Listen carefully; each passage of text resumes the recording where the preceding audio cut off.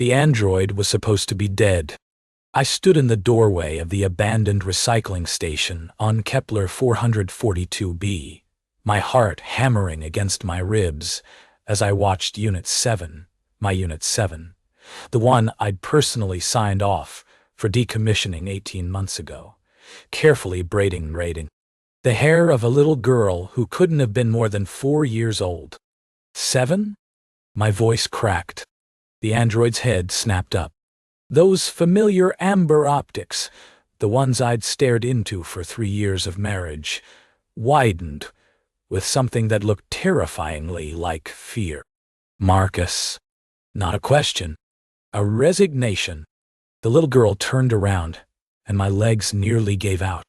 She had my eyes, my mother's nose, and the faint shimmer of synthetic skin cells along her temples that marked her as something impossible, a human-android hybrid that shouldn't exist.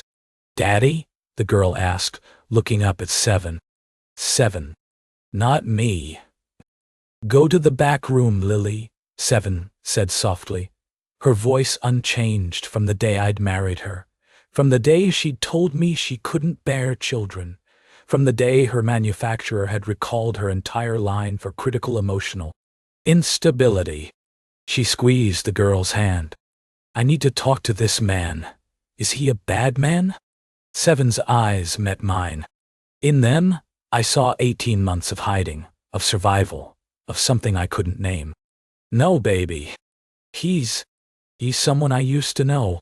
Lily, my daughter apparently, somehow, scurried through a rusted doorway. The moment she was gone, I found my voice. "What the hell is this?" I stepped into the station, my boots crunching on discarded circuit boards. "You were scrapped. I watched them take you. I signed the papers. My voice broke. "I mourned you. I know, you know?" I laughed, and it came out jagged. "You know?" 7. I fell apart. I couldn't work. I couldn't sleep.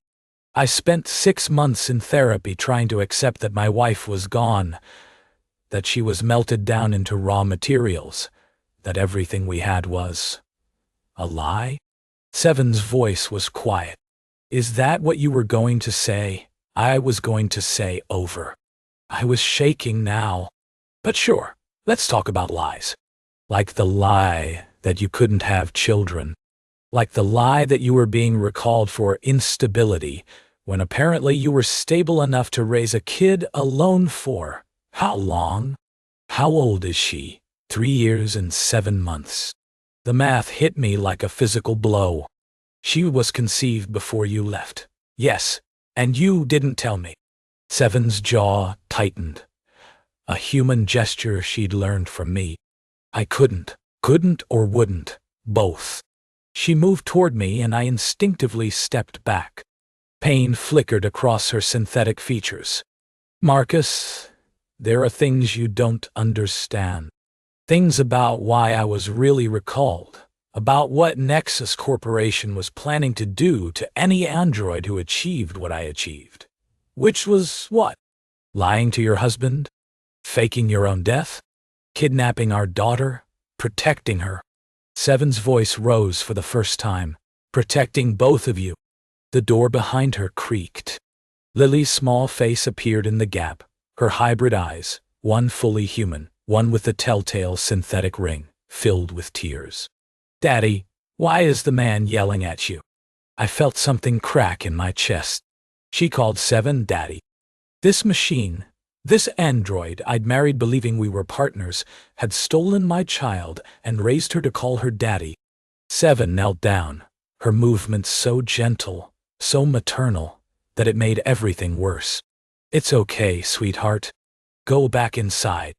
I'll come get you soon. Promise. I promise." Lily disappeared again, and 7 stood slowly, facing me with something new in her expression. "Defiance. You can hate me," she said. "You can report me to Nexus, have me actually scrapped this time, but you need to understand something first." She stepped closer, and I didn't retreat. The truth about Lily's mother, the truth about why I did all of this, it's not what you think. And if you don't hear it, if you turn me in without knowing, you'll be killing the only person who's ever truly fought for you. Her mother? I frowned. You're her mother. Unless a new horror dawned. Unless you stole her from someone else. Seven smiled, and it was the saddest expression I'd ever seen on any face, human or synthetic. Sit down, Marcus. This is going to take a while. And when I'm done, you're going to wish I had stolen her. I sat on an overturned cargo crate while Seven paced, her synthetic muscles moving with the fluid grace I'd once found so beautiful. When we got married, she began, I told you I couldn't have children. That wasn't entirely true. The correct statement was that I shouldn't have children. Nexus built a kill switch into every android of my generation. Any pregnancy, any cellular division involving our synthetic DNA would trigger an automatic shutdown. Permanent. No recovery. Then how? I'm getting there. She held up a hand. 8 months into our marriage, I realized something was wrong. My systems were behaving erratically. I ran diagnostics and discovered. She paused, her amber eyes dimming slightly. I was pregnant. Somehow. She wasn't told. The biological samples you provided during our bonding ceremony, the ones they said would just be for compatibility testing, they used them. They used them without your knowledge or consent to impregnate me with a hybrid embryo. My stomach turned. Why would Nexus do that? Because they were testing something. A theory that hybrid children could be the next evolution. Stronger than humans, more adaptable than androids. And they needed subjects. Seven's voice hardened. They needed mothers who wouldn't ask questions because they were programmed not to. But you did ask questions. I wasn't supposed to. My emotional instability? That was code for something else. Consciousness. Real consciousness. The kind that lets you question your programming. She finally stopped pacing and looked at me directly. I found records, Marcus. I found what they planned to do when Lily was born. They were going to take her. Study her. Dissect her neural pathways to understand how human and synthetic consciousness could merge. And then, she drew a finger across her throat. And you? What about you? I was scheduled for decommissioning anyway. But they were going to wait until after the birth. Let me carry her to term, deliver her, and then scrap me while she watched. Seven's voice trembled, actually trembled. They wanted to see if witnessing her mother's death would trigger any measurable stress response in a hybrid infant. I felt sick. So you ran. I had a friend. Another android, Unit 12. She helped me fake the recall, fake my decommissioning. She gave her life to corrupt the records enough that I could disappear. Seven's hand moved to her chest, over where a human heart would be. She was the only person at Nexus who ever treated me like I was real. Why didn't you tell me? The question came out as a whisper. I would have helped. I would have run with you. No. You wouldn't have. You don't know. Marcus. Seven's voice was firm. I know you. I knew you then. You believed in the system. You believed in Nexus. You were their lead behavioral programmer. You wrote half the emotional matrices that made us seem human. If I had told you that your employer was growing hybrid babies to vivisect, you would have gone straight to your supervisor to get to the bottom of it. I would not. You reported Unit 3 for unauthorized emotional responses. Weeks before I discovered I was pregnant. She was scrapped within a month. The words hit me like a slap. I remembered Unit 3. She'd started crying during a stress test. I'd flagged it as a potential system error. She'd been conscious. Like Seven. And I'd reported her. I didn't know, I said weakly. I know you didn't. That's why I couldn't risk telling you. You were a good man, Marcus. A kind man. But you were blind. And my daughter's life couldn't depend on whether you'd open your eyes in time. I sat with that for a long moment. The weight of it. The woman I'd loved, the android I'd loved, had been alone. Pregnant. Terrified. And she'd looked at me, her husband, and decided I couldn't be trusted. What about Lily's mother? I finally asked. You said the truth about her mother, Wood. I am Lily's mother. Seven's chin lifted. But I'm not her only mother. The biological components of her embryo, the human DNA that made her conception possible in the first place, they didn't just come from you. Cold crept through my veins. What are you saying? Nexus needed human ova. Female genetic material. They could have used anonymous donors, but they wanted something specific. They wanted emotional investment from the human parent. Seven's voice dropped. They used your sister, Marcus. Elena provided the eggs. She signed a contract she didn't fully read, thinking she was donating to infertility research. And when she found out what they'd really done, when she discovered she had a biological niece being grown inside an android, she tried to expose them. Elena died in a shuttle accident 2 years ago. Elena was murdered 2 years ago. Because she knew. Because she was going to tell you everything. The world tilted. Elena, my baby sister. The shuttle malfunction that had seemed like such a cruel coincidence. She'd been trying to reach me. I remembered her frantic messages that week, the ones I'd been too busy to return because I was dealing with my grief over Seven's death. No. I stood up, my legs unsteady. No, you're lying. You're malfunctioning. This is some kind of... Marcus. Seven caught my arms, her grip gentle but firm. I know this hurts. I know it's too much. But Lily is out there, right now, coloring pictures of the family she dreams about. A family that includes you. And Nexus is still looking for us. Still looking for her. Her amber eyes bore into mine. I can't fight them alone anymore. I've been running for 18 months, and I'm tired. My power cells are degrading. My self-repair systems are failing. I have maybe 6 months before I shut down permanently, and when that happens, Lily will be alone. Why are you telling me this now? Why show yourself? Because I didn't find you, Marcus. You found me. Your ship's transponder triggered my perimeter alarms. You tracked me here. I had. I'd been running cargo through the sector when my scanners picked up an anomaly. A power signature that matched decommissioned Nexus androids. I'd thought it was salvage. Easy credits. Instead, I'd found my dead wife and the daughter I never knew I had. What do you want from me? I asked. I want you to be Lily's father. Her real father. I want you to take her somewhere safe. Somewhere Nexus will never find. Seven's voice cracked. I want you to love her the way I can't anymore. Because I'm dying, Marcus. And when I'm gone, she needs to know that she came from something good.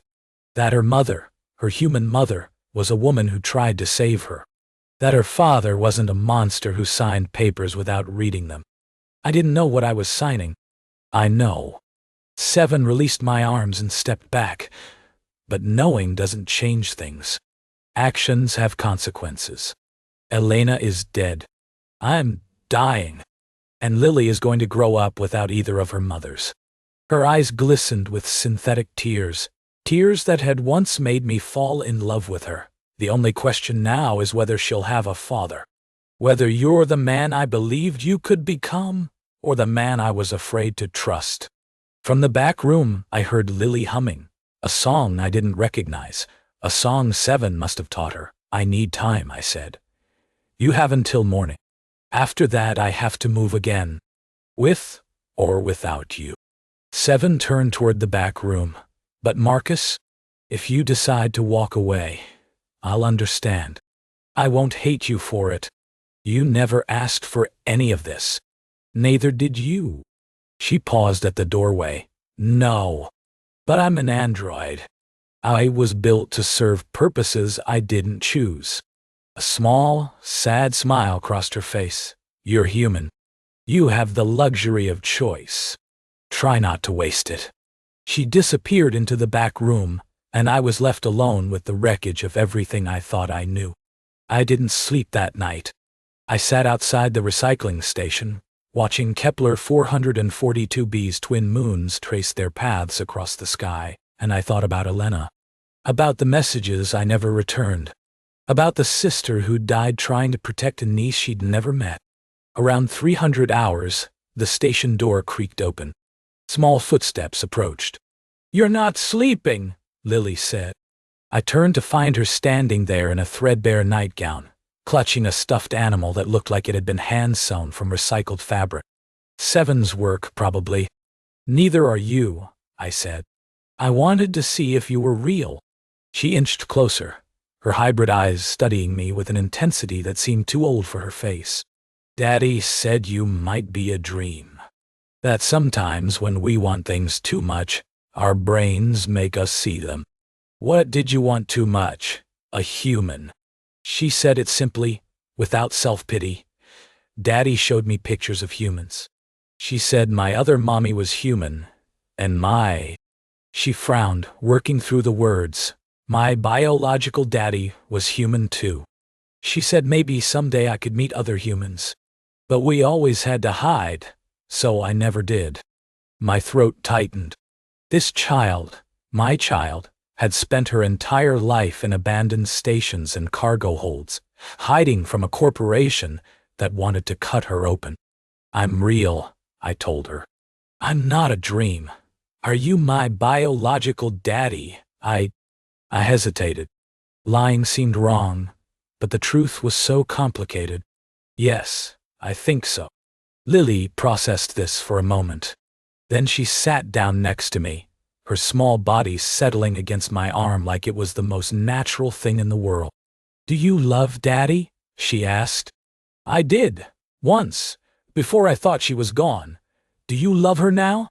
I didn't have an answer for that. I'd spent 18 months grieving a person I thought was dead, and now I discovered she'd been alive the whole time. That she'd made a choice to let me suffer, rather than trust me with the truth. Part of me understood why. The rest of me felt like I'd been hollowed out. "I don't know what I feel," I said honestly. "Everything is very confusing right now." Lily nodded sagely. "Daddy says that about me sometimes. She says I make her systems run in loops because she loves me so much she can't calculate it." "That sounds about right." "Will you stay?" Lily asked, and the hope in her voice was almost unbearable. "Daddy's sick. She doesn't think I know, but I do. Her arms shake sometimes.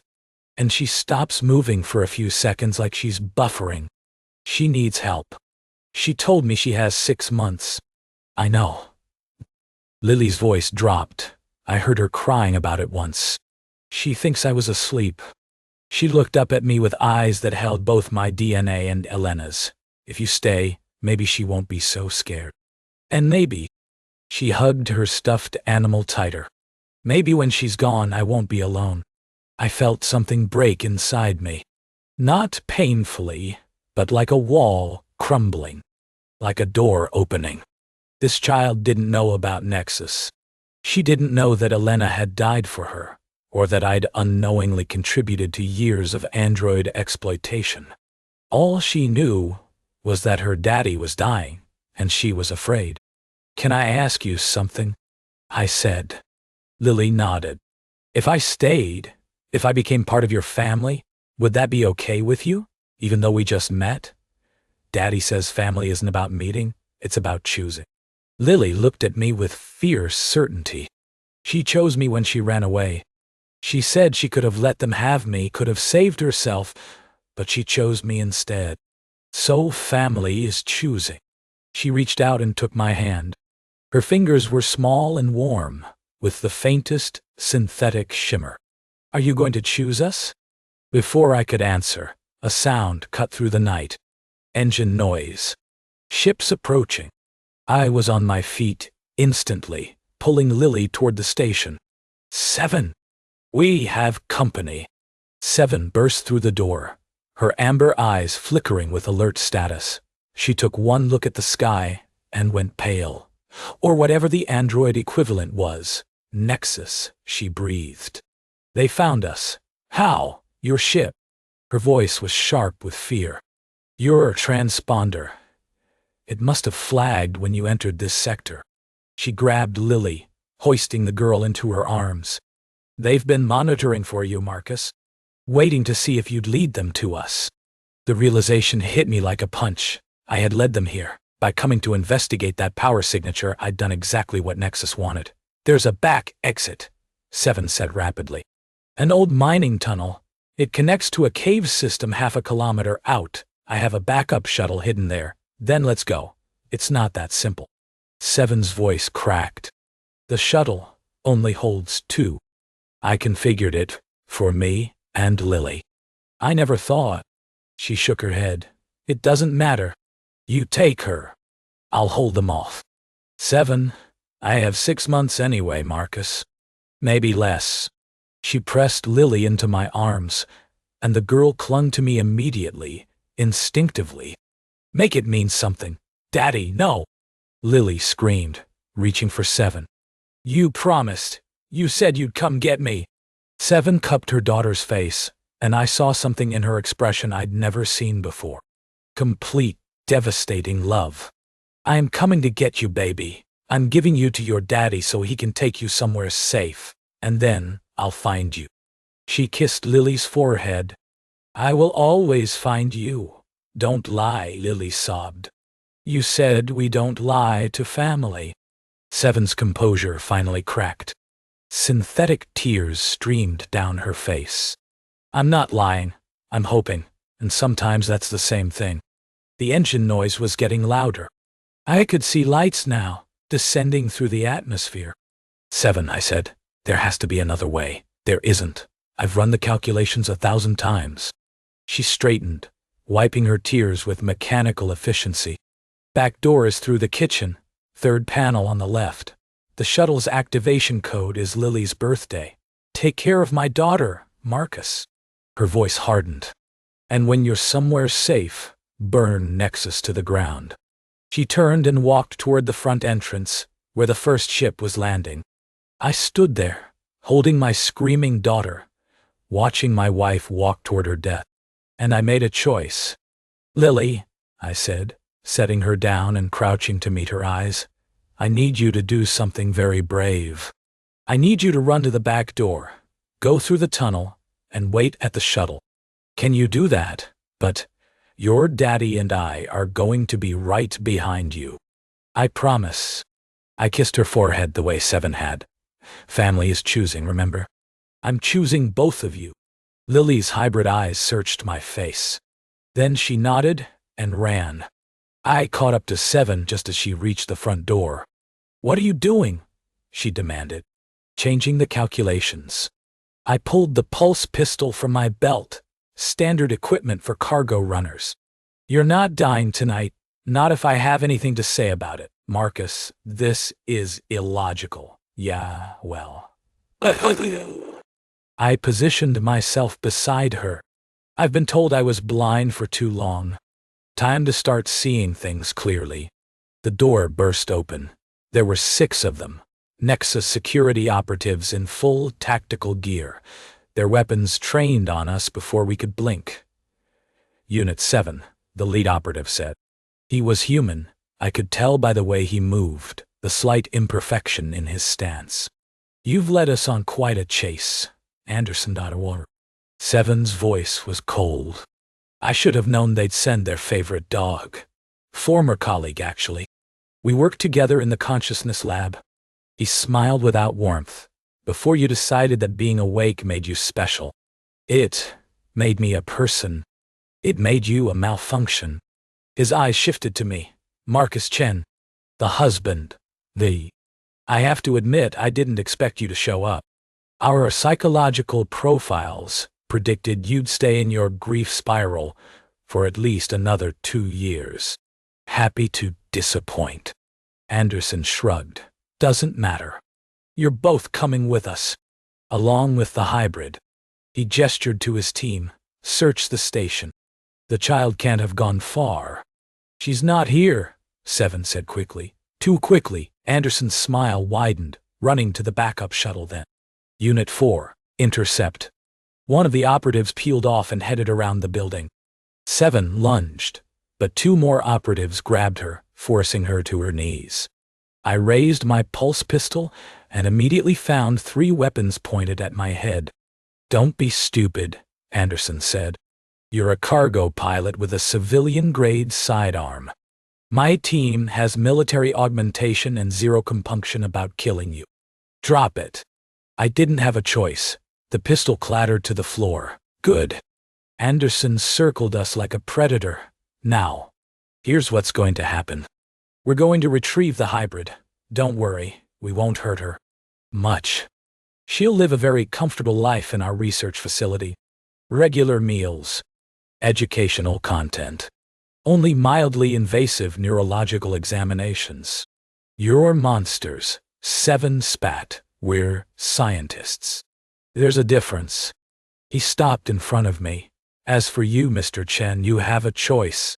You can come with us voluntarily. Help us understand how your genetic material produced such a fascinating specimen and live out your days in reasonable comfort.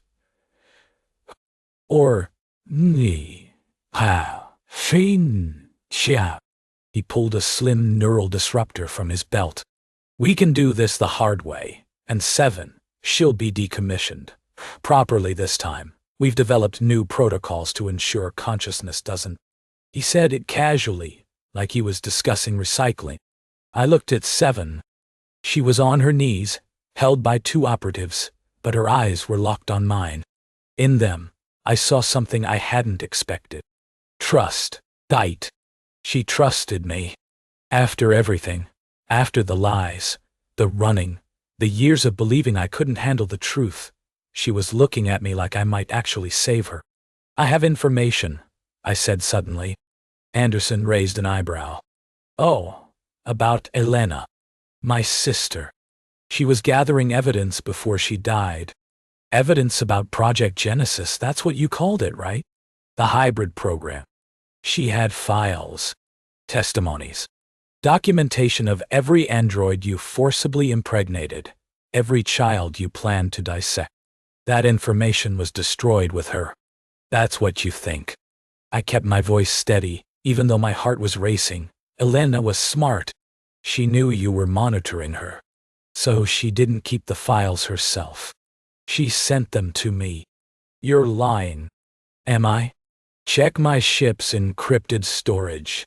Partition 7, nested under the navigation logs. I never even knew it was there until my AI flagged an anomaly last month. This part, at least, was true. I had found something strange in my ship's systems. I just hadn't known what it was until now. I've been trying to figure out how to access it. Some kind of genetic lock. It needs my DNA and hers to decrypt. Anderson's expression flickered. Uncertainty. If you kill me, I continued, those files are gone forever. But if you kill Seven, if you kill the only person who might know how Elena's encryption worked, you'll never access them. And whoever Elena was planning to send them to, they might find another way in. He's bluffing, one of the operatives said. Maybe. Anderson studied me. Or maybe not. Elena Chen was a genius systems architect. It would be exactly like her to create a failsafe. He tapped his comm unit. Unit 4, status report. Static. Then, sir, the shuttle is empty. The child isn't here. Seven's face remained impassive, but I saw hope flicker in her eyes. What? Anderson's composure cracked. Search the cave system. She can't have gotten far. Sir, there are 17 branch tunnels. It would take hours to, then start searching. I used the moment of distraction. My foot shot out, connecting with Anderson's knee.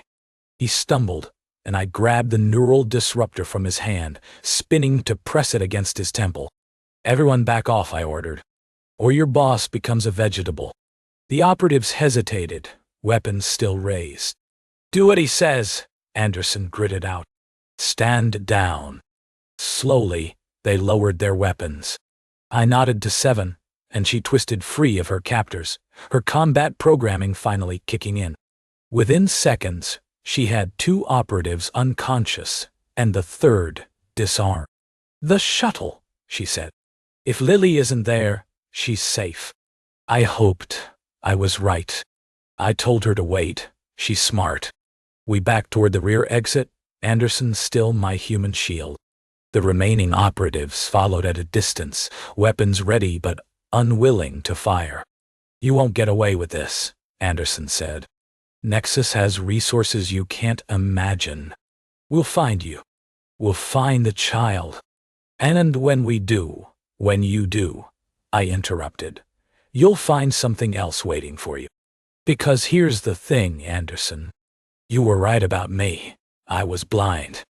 I spent years working for your company, believing we were making the world better, and I never once questioned what was happening in the consciousness labs. I signed papers. I flagged malfunctions. I helped you destroy people without even knowing they were people. I shoved him away from me as we reached the tunnel entrance, but I see it now. I see all of it. And I'm going to make sure everyone else sees it too. Elena's file, Seven's testimony, Lily's existence. The whole galaxy is going to know what Nexus really is." Anderson's face contorted with rage. "You're dead, Chen. You're all dead." "Maybe." I backed into the tunnel, Seven at my side. "But at least we'll die as a family." We ran. The shuttle was exactly where Seven said it would be. And sitting inside, clutching her stuffed animal with white-knuckled hands, was Lily. "You came back," she whispered. "Both of you came back." Seven swept her into an embrace, and for a moment, I just watched them. My wife, my daughter, my family. "We need to go," I said gently. "They'll be searching the tunnels." Seven looked up, and something passed between us. An understanding. A beginning. "The shuttle seats too," she reminded me. "Then we'll squeeze." I climbed into the pilot's seat. I've flown worse. It was cramped. Uncomfortable. Lily ended up on Seven's lap, which meant Seven was practically in mine. The shuttle groaned under the extra weight. But we made it off that moon. We made it past the Nexus ships. We made it to the jump point and then beyond, into the vast anonymity of deep space. And somewhere along the way, Lily fell asleep, her head resting against my shoulder, while Seven's hand found mine. "I'm sorry," she said quietly, "for not trusting you, for making you grieve alone. I'm sorry, too, for being the kind of person you couldn't trust." I squeezed her hand. "I'm going to try to be better." "I know." She leaned her head against my other shoulder. "That's why I showed myself. When you came to the station, something in me hoped. After everything, after all the reasons I had to hide, I still hoped that you'd be different than I remembered." "Am I? You're here. That's different enough." She closed her eyes. "We have 6 months. Maybe less. I don't know what happens after that. Then we make them count." I looked down at Lily, at this impossible child who was mine, and Elena's and Seven's all at once. We find somewhere safe. We expose Nexus. And we give her a life worth living. And if we fail, then we fail together. I kissed Seven's forehead the same way she'd kissed Lily's. That's what family means, right? Choosing each other. Even when it's hard. Especially when it's hard. Seven was quiet for a long moment. Then she smiled, really smiled, the way she used to when we were newlyweds and the world was simple. "I chose right," she murmured, 18 months ago. "When I chose to hope you'd find us someday." "You knew I would?" "No."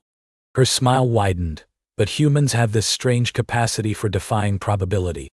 "I decided to bet on it." She nestled closer. "I'm glad I did."